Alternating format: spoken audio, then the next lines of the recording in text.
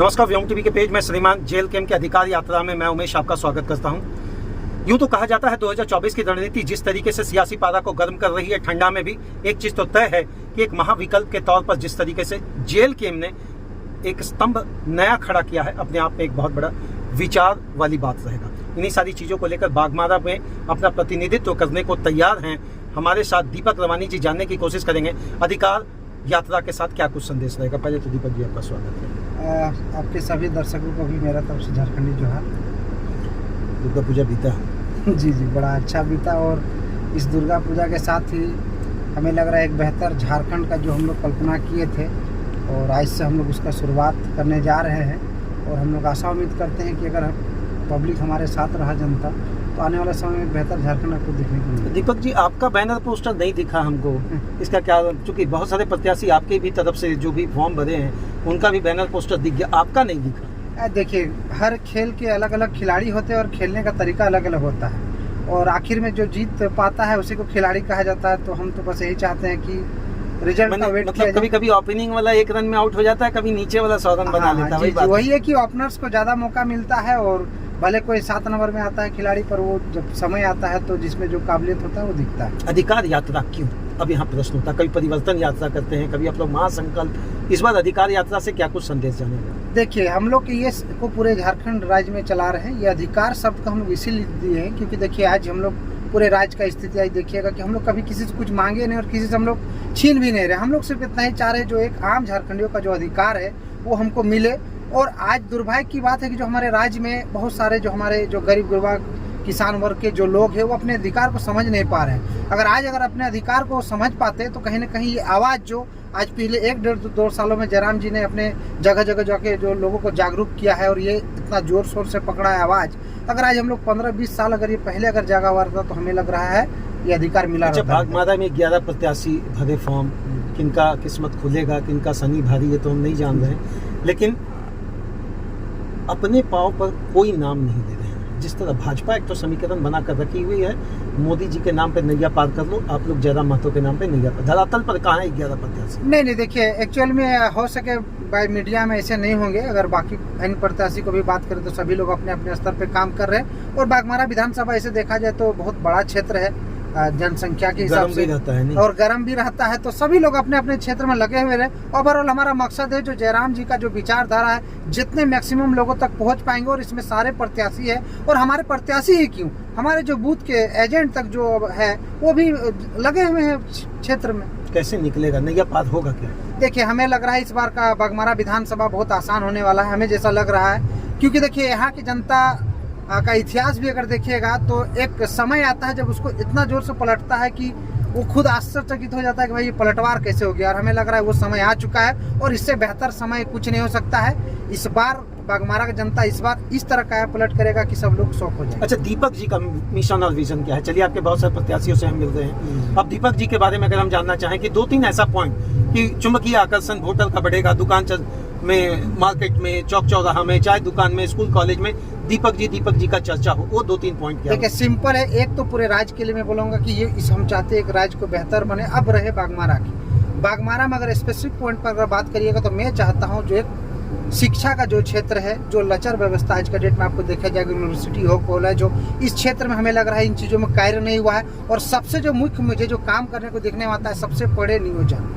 इस क्षेत्र में नियोजन का कहीं कमी नहीं। अगर इस क्षेत्र में अगर लोग पलायन कर रहे हैं, अगर कुछ चंद पैसों के लिए अगर 5,000-10,000 के लिए बाहर जा रहे हैं और कुछ क्षणों बाद पता चलता है उनके एक लाश लौट रहा है। हाल ही दिनों को कुछ पहले हम खरखरी के क्षेत्र में एक लाश आया तो बड़ा दुखद हुआ कि बताइए इनके घर में कोयला खोद रहे हैं। यूपी, बिहार, बंगाल, पूरे देश राज्य से आके लोग यहाँ पे बसे और नियोजन कमा रहे हैं और यहाँ का खुद मजदूर जो बाहर जाके जान गंवा रहा है। तो सबसे पहले मैं काम करूंगा कि यहाँ नियोजन के लिए कुछ काम नहीं कर रहा है। सिंपल फॉर्मूला ये अप्लाई करना है कि जहाँ जिसका क्षेत्र है, अपने क्षेत्र में इतना नियोजन है कि खास करके कोल माइंस के जरिए जो आउटसोर्सिंग जो कंपनी है, अगर हमें लग रहा है कि बेहतर ढंग से सिर्फ नियोजन देने का जो काम करेगा तो मैक्सिमम लोग यहीं पे सेटलमेंट हो जाएंगे, क्योंकि पूरे बागमारा में खनिज का भंडार भरा हुआ है। अच्छा, क्या कुछ रहेगा? क्या आप मानते हैं कोल माफिया है क्या?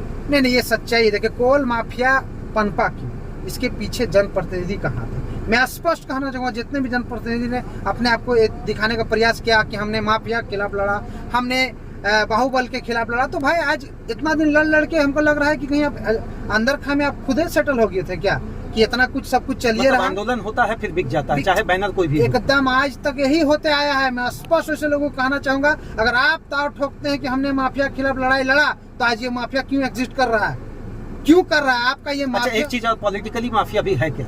बिल्कुल, मान के देखिए, आप बोल रहे हैं कि कोल माफिया है, तो कोल माफिया एग्जिट क्यों किया, पॉलिटिकल संरक्षण मिला, तो उसको भी तो हम माफिया ही नहीं बोलेंगे।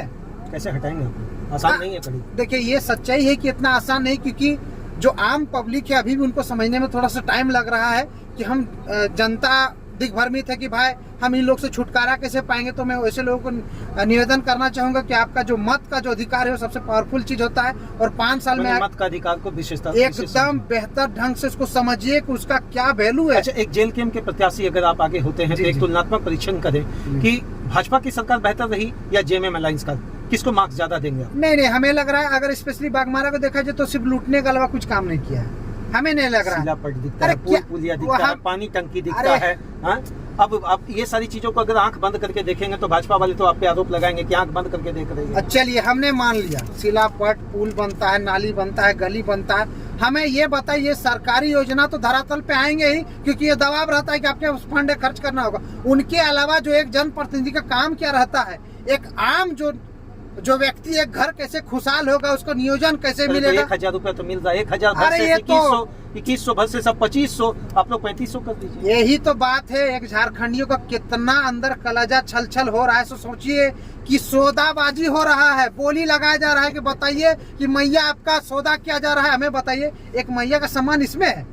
हमें जहाँ तक पता है, अगर मेरी माता को अच्छा, तो गोगो को वाला सम्मान कैसा लगा? गोगो हो चाहे मैया सम्मान योजना में, दोनों को ही कहना चाहूंगा, मेरी माता तब खुश होगी जब मैं खुद एक नियोजन एक रोजगार करूंगा और उस पैसे से मैं अपना घर को अच्छा से परिपोषण कर पाऊंगा, ना कि मेरे माता को अकाउंट में 1000 दे देने से मेरी माता खुश होगी। अच्छा, कल सुर सिंह बिस्ला भी एक थर्ड पार्टी खड़ा कर दी है, मैंने चौथा विकल्प यहाँ दिखने लगा 10 पार्टी मिलाकर। क्या उनका कहना है कि भैया हम एक नौकरी दे देंगे, एक घर से एक नौकरी दे देंगे, संभव है क्या? नहीं, देखिए हम ये नहीं बोलना चाहेंगे कि कोई पार्टी अलग अलग मैनिफेस्टो अपना लॉन्च कर रहे हैं, अब वो कैसे देंगे उसको वो डिसाइड करेंगे, पर हम लोग प्रयास ये रहेंगे कि जो आम जनता जो है निचले स्तर पे जितने से जितने लोग जो खास करके गरीबी रेखा के बिल्कुल है, हम लोग उसको प्रायोरिटी रखते हुए पहले प्रयास करेंगे जितने भी नियोजन क्षेत्र में फील्ड में उनको फिलअप किया जाए। क्या कुछ आम वोटर से अपील करने जा रहे हैं? बागमारा में दीपक जी भी धरातल पर घूम रहे हैं, बूथ मैनेजमेंट पर काम कर रहे हैं, एक अच्छे पद पर हैं, तो क्या कुछ अपील रहेगा बागमारा के वोटर से? मैं तमाम बागमारा वासियों से हाथ जोड़ के निवेदन करना चाहूँगा कि आने वाले विधानसभा में अपने मत का पावर को समझिए। और आज अगर देखा जाए तो बारी बारी से आपने एनडीए चाहे यूपीए जो भी आप जिन भी सरकारों को बात किया जो बारी बारी से लूटा, अगर किन्हीं ने भी आपके बातों को कम से कम मुखरता के साथ रहा तो हमारे केंद्र अध्यक्ष टाइगर जयराम जी है, और उनके बातों को अगर आपने सही समझे, अगर अमल किया है, और यदि वाकई में लगता है कि आपके बच्चों का भविष्य को कोई संवार सकता है, वो है हमारे केंद्र अध्यक्ष जयराम महतो जी का विचार से, उस विचार को हम लोग प्रयास कर रहे हैं धरातल में गुजारने की। और अगर हम लोग को आप मदद करते हैं और हम लोग सही जगह पे पहुंचते हैं तो आपकी भविष्य की जिम्मेदारी हमारी। बहुत बहुत धन्यवाद दीपक जी। इनके बाद से 2 चीजें बिल्कुल स्पष्ट होकर निकला है। श्रीमान, हम शिक्षा पर काम करेंगे जहाँ लंबे समय से अनदेखी हो रही है, स्कूल पर ध्यान देंगे, कॉलेज पर ध्यान देंगे, यूनिवर्सिटी पर ध्यान देंगे, स्टूडेंट के भविष्य पर ध्यान देंगे। दूसरा क्या है, नियोजन के लिए इनका एक आत्मा कह रहा है, इनका आत्मा कह रहा है श्रीमान, एक आदमी को भी मैं बाहर जाने नहीं दूंगा। एक बहुत बड़ा कोल सेक्टर है, कोल सेक्टर के अंतर्गत बहुत सारे एडिशनल कंपनियां हैं, अगर चाहें तो वहाँ नियोजन मिल सकता है। चलिए क्या कुछ होगा, 2024 का राजनीतिक पारा गर्म की ओर है, गर्मी इतना बढ़ेगा, ठंडा में भी दे आपको गर्मी का एहसास, वो कटसूल वाला ऐड मत दिमाग में रख लीजिए। बट एक चीज़ तो जरूर है, इस बार 4 विकल्प है, अब किधर आप संकल्प होकर महासंकल्पित एक वोट मारिएगा, अभी आपके हाथ में। मेरी तरफ से बहुत बहुत धन्यवाद रहेगा दीपक जी, जो मुखरता के साथ आपने पूरा किया। नहीं, आपको बहुत बहुत धन्यवाद, और हम चाहते हैं कि आपके ऐसे पत्रकार सभी क्षेत्रों में हो ताकि मुखरता से बातों को हम लोग रख पाएँ, क्योंकि आज के पत्रकारिता भी कहीं ना कहीं देखने में आया कि थोड़े से नज़रअंदाज लोग हो रहे हैं, पर कोई नहीं, एक सही शुरुआत होता है, कोई दिक्कत नहीं। आपके ऐसे बहुत सारे भी लोग हैं, तो आपके सभी दर्शकों को मेरा बहुत बहुत धन्यवाद।